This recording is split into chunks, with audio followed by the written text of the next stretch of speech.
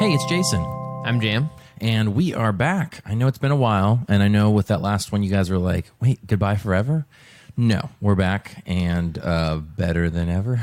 Something like that. We're still alive at least, and so I think that's the least we can say with certainty. And super good reasons for being gone, right, Jason? Yeah, we multiplied. Not me and Jam specifically, but me and my wife. We now have a son. He's 3 weeks old at this point. Congrats. Thanks, man. So super good reasons for being gone. Jason's been tending to important stuff. So it's been super, bummer not getting to hang out with him. And I've got all these thoughts that have just been building up, Jason. I haven't had anybody to tell them to. Yeah. No outlet for them. It's been really unhealthy for me. Yeah, it's been a steady flow of thoughts. And speaking of steady flows, today we're going to be talking about milk. Absolutely. Steady flows of milk. Yeah, and I guess it's because of all like the feeding a newborn. There's milk there. So, Jam, what even is milk?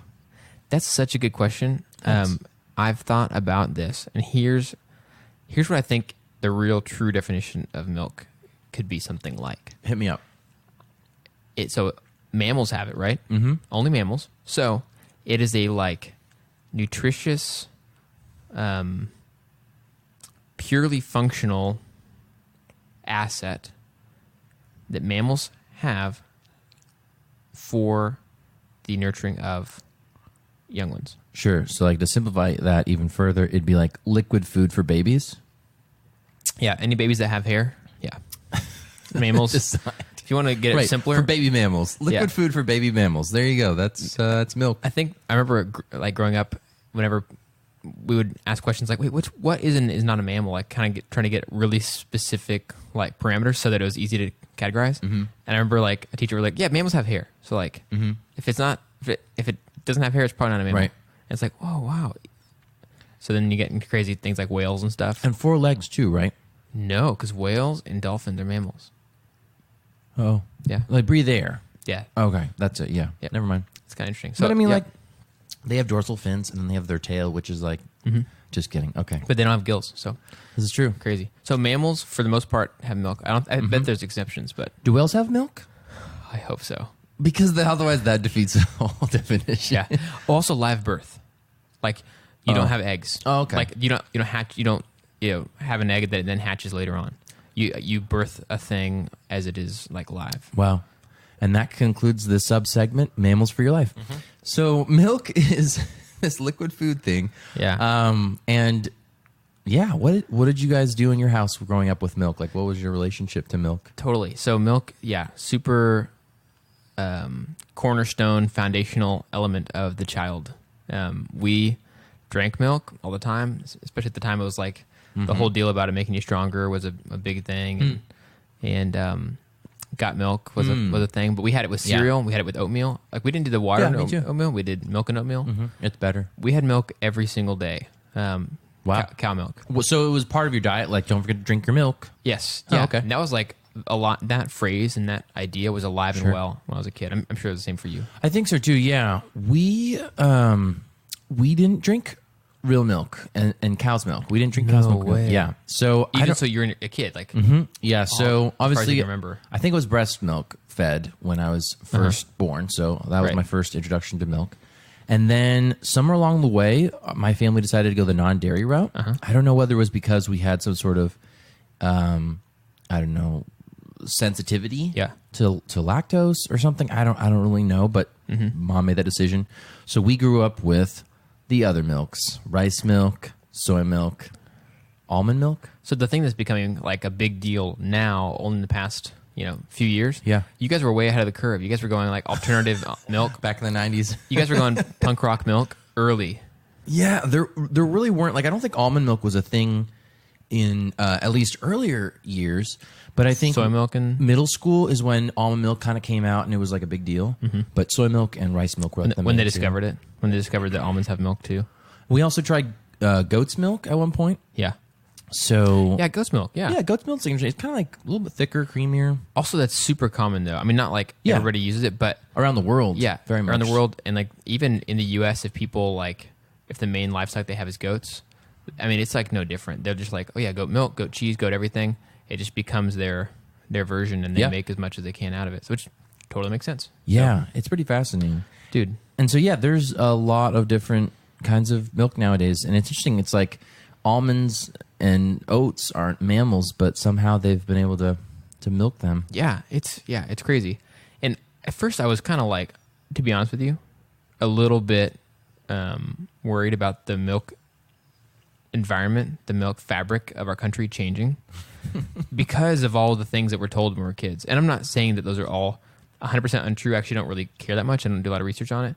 But all the claims about milk making you strong, the Got Milk campaign, all these celebrities drinking it, it made you think that like, oh, I've got to do this. And the idea then of there being different milks, I only thought was maybe valuable if you had a sensitivity. Sure. Yeah, exactly. I was like, oh, there's no way those are going to be like as nutritious. Like, how are you going to get strong if you're drinking almond milk? I mean, come on. Yeah.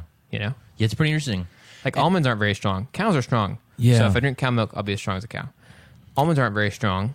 So if I drink almond milk, I'm probably not going to get very strong. Yeah. Almonds are pretty strong, though. You got to, have a good bite to be able to break them up. That's true. They're more on the defense, though. You know, it's like they're not offensively strong. They're just like, you're going to try to bite into it. Yeah. We're going to be really strong. Mm-hmm. Well, that's fascinating. I think what's pretty interesting is that when you're a kid, you don't think about like why you're drinking milk. It's more just like the sensation of this white liquid that goes with my oatmeal, or there's chocolate milk or strawberry milk. What's interesting now is like as parents, we're feeding him breast milk. We're also doing a little bit of supplementing with formula. And I was like, what the heck is formula, right? Mm-hmm. So I looked at the ingredients and the stuff that we use, and it's like a milk powder with whey protein. Yeah.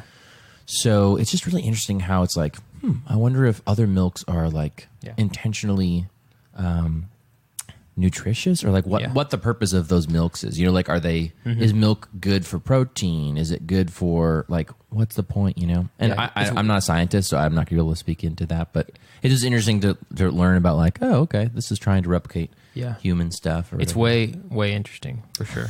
No, but I think you're right. I think it's like, because it's early development of kids, that's the thing that seems the most clear to me about the necessity of milk. Like, obviously, if all kinds of animals are using it, including humans, then there is some reason for that.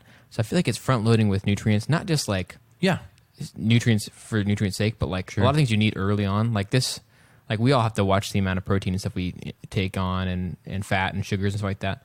But I bet as a young kid or young animal, it's hugely important to be flushed with as much protein, and like milk has fat in it, and like not in a bad way, and good stuff. Sugar and stuff. So I think it's like just front loading with that kind of stuff that's immediately needed for the level of growth that's going on.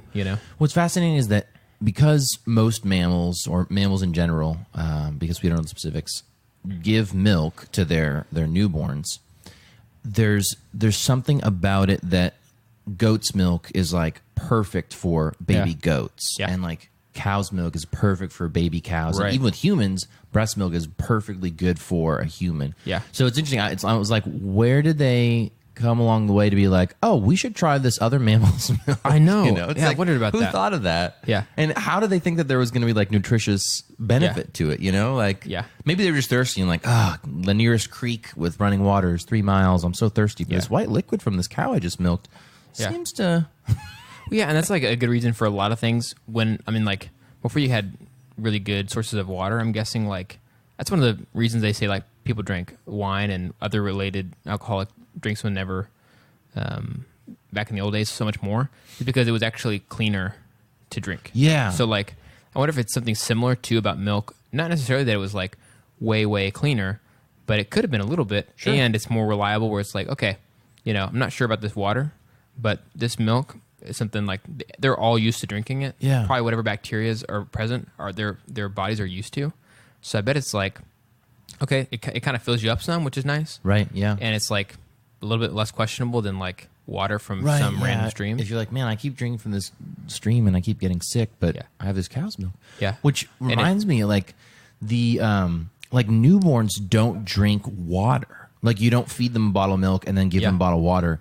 They get their liquids from the mom's milk. So it's like a one and done kind of deal. Yeah. So it's just fascinating. It's like it's not only giving them sustenance, but it's also keeping them hydrated. I think it's fascinating too. I haven't thought just a ton about it, but like I've mostly thought a little bit confused about like cow's milk that we drink that. Sure. When I think about the milk that we all as mammals drink, most of us, I guess, or whatever, we don't know much about mammals and science, sorry, that we drink, I think it's fascinating that it's like, whoa, this is something that we just make. Like, it's just part of biology. It's pretty amazing. This crazy cool adaptation, or whatever you want to call it, is like such an important part of the first stages of life. And it's so crazy. It is.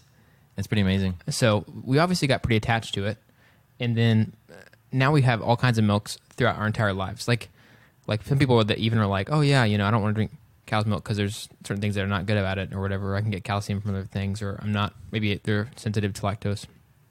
But what's crazy to me is that milk in general, no matter what kind, has become so ubiquitous. It is like it's found its way into our diet, at least here in the U.S. I can't speak for everywhere, but I would guess it's not too different in other places. I think it has a presence everywhere. Mm-hmm.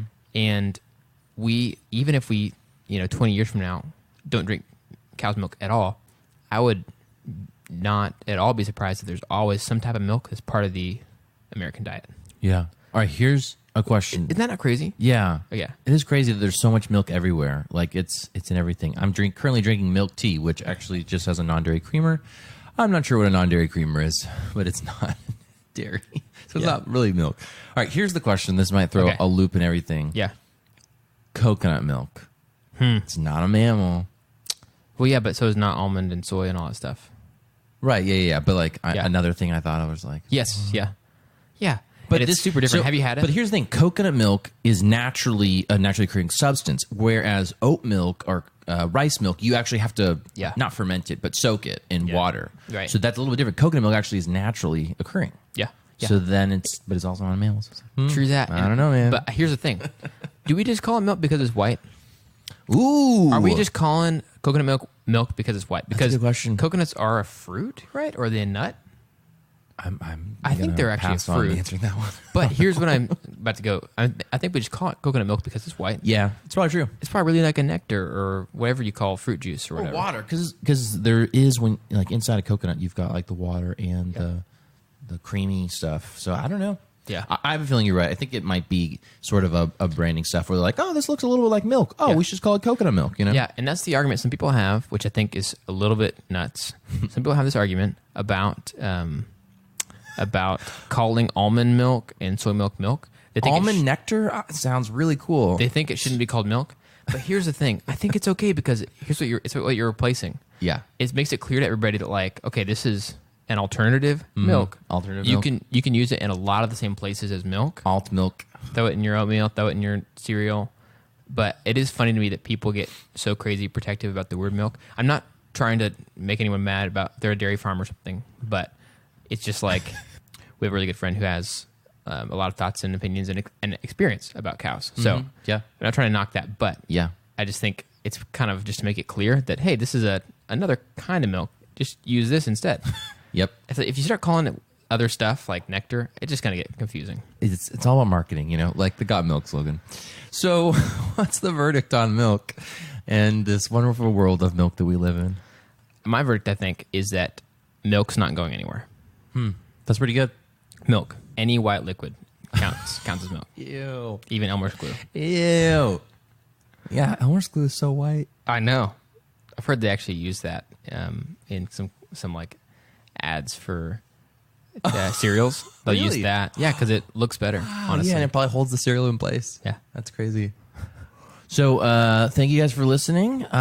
We are so grateful that you're still hanging on and listening to us even after the break. And we're glad to be back, and hopefully we'll continue to be back on a semi-regular basis.